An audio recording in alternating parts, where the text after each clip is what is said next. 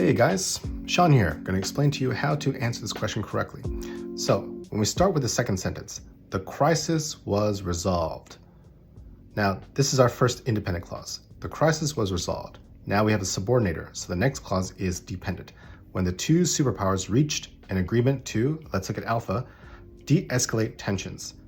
The Soviets removed their missiles from Cuba and the US pledged.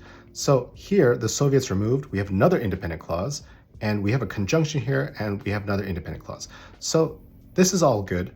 And because we have an independent clause from here, the Soviets removed, and here, the crisis was resolved, that means we need to find, in these answer choices, we need to find a conjunction or some kind of punctuation that connects the independent clauses or a subordinator even. Now, when I look at alpha, we have this colon, which works, but also has the added meaning that the statement after this colon should either clarify or illustrate the previous statement. But when I look at Bravo and Charlie, there's a comma and there's this and, but this and doesn't have a comma, which means it doesn't function like a conjunction. So Bravo and Charlie I can eliminate because they would be run-ons.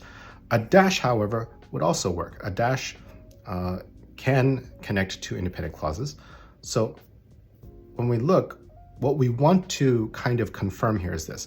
Anytime we see a run-on and we see this colon, what we want to do is we want to see, does the statement after the colon, does it clarify or illustrate the statement before? So let's look at the statement before. The crisis was resolved when the two superpowers reached an agreement to de-escalate tensions. So all we got to check now is, does this illustrate a de-escalation of these tensions? The Soviets removed their missiles from Cuba and the US pledged not to invade the island. Yeah, that sounds like a way to de-escalate tensions because they're not moving aggressively anymore. They're de-escalating or removing or pulling back from any kind of aggressive action. So because this does illustrate the previous sentence, that's why alpha is the better choice here. Got it? Good.